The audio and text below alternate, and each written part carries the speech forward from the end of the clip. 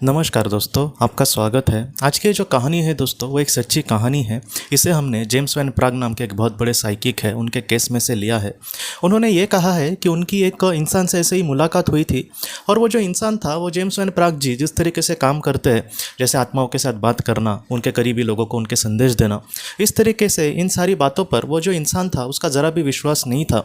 और वो बार बार James van प्राग जी को कहता था कि आप जो भी बोल रहे हैं उसका आखिर सबूत क्या है, मैं तो इन सारी चीज़ों को नहीं मानता।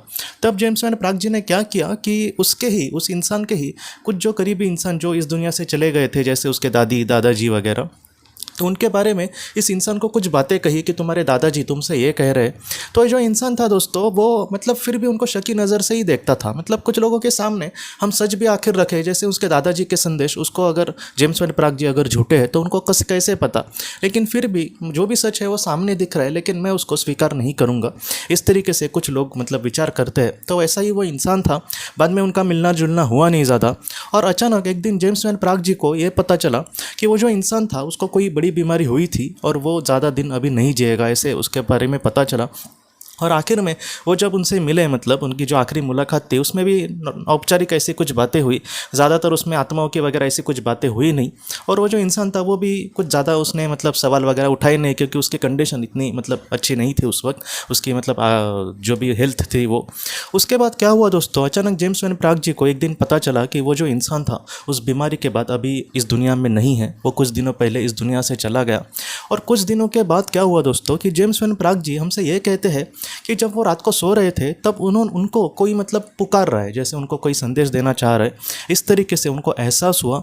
और वो ये कहते हैं कि जब मैंने अपने सामने देखने की कोशिश करी तो वही इंसान, उसकी जो आत्मा थी, वो कहीं ना कहीं जेम्स वैन प्राग जी के पास आई थी। और जेम्स वैन प्राग जी ये कहते हैं कि मैंने उसको जब देखा तब उसने ज़्यादा कुछ भी मुझसे बात नहीं की, बस उसने मतलब एक दिल से, हम कभी कभी किसी को शुक्रिया करते हैं तो उस तरीके से उसने ये कहा कि मैं दिल से तुम्हारा धन्यवाद करता हूँ, तुमने मुझे बहुत सारी चीज़ें कहने की कोशिश करी लेकिन उस वक्त मैंने नहीं सुनी। आज मैं इस दुनिया को बहुत ही करीब से, बहुत ही अच्छे से जान पा रहा हूँ। ये तुम्हारी मतलब तुमने बहुत उस वक्त मुझे मदद की थी इसके बारे में, लेकिन मैं उतना मतलब परिपक्व नहीं था कि इन सारी चीज़ों को समझूं, लेकिन आज मैं बहुत ही अच्छे से समझ पा रहा हूँ। मैं यहाँ पर बस तुम्हें थैंक यू बोलने के लिए आया हूँ। तो इस तरीके से उस इंसान ने, मतलब उस इंसान की आत्मा ने जेम्स वैन प्राग जी को संदेश दिए।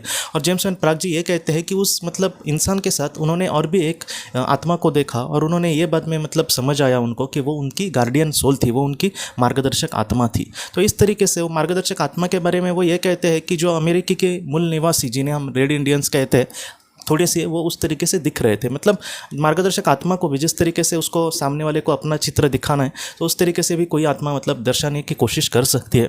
तो इस तरीके से ये जो कहानी है कहीं ना कहीं हमें यही सिखाती है कि मैं ये नहीं कहता कि आप आत्मालोक के उस मतलब दुनिया के बारे में विश्वास ही रखो, लेकिन बहुत लोग क्या करते हैं कि अगर आपको नहीं विश्वास तो इन सारी चीज़ों को छोड़कर आपको जो भी चीज़ें पसंद है, जैसे मैंने ये भी सुना है कि अभी जिन लोगों को इन सारी चीज़ों में इंटरेस्ट नहीं है उनका कुछ अलग सफ़र चालू होगा, इसलिए वो अभी इसमें ध्यान नहीं दे रहे।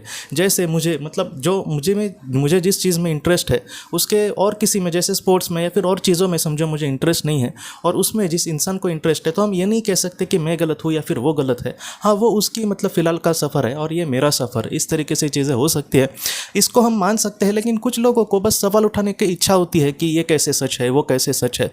कुछ लोग तो ये भी बोलते हैं कि मैंने 50 से 60 किताबें पढ़ी है लेकिन फिर भी मुझे सच का पता नहीं चला। तो मैं हमेशा यही कहता हूँ कि अगर आपको इतना नॉलेज है, जो 50-60 किताबें इस विषय की या फिर आध्यात्मिक विषय की पढ़ेगा, तो उसको एक मन की धारणा उसकी बन जानी चाहिए कि आखिर दुनिया में सच क्या है। क्योंकि सबसे बड़ी जो दुनिया की किताब है दोस्तों, वो खुद दुनिया है।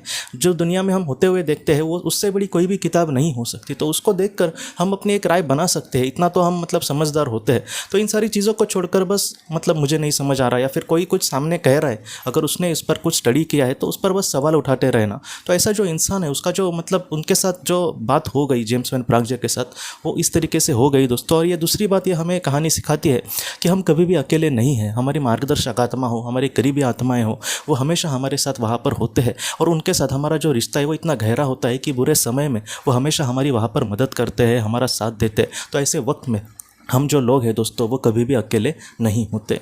तो दोस्तों, हम अपने अगले वीडियो में मिलते हैं। आप अपने परिवार का ख्याल रखना। आपका बहुत बहुत धन्यवाद।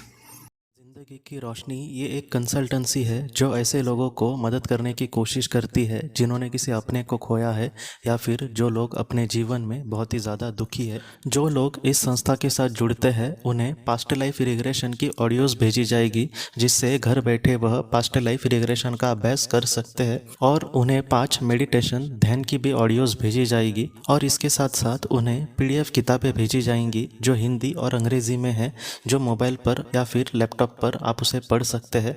और 10 ऑडियो बुक्स भी आपको भेजी जाएंगी। तो दोस्तों, अगर आप इस संस्था के साथ जुड़ना चाहते हैं तो कृपया इस नंबर पे व्हाट्सएप मैसेज करें। आपका बहुत बहुत धन्यवाद।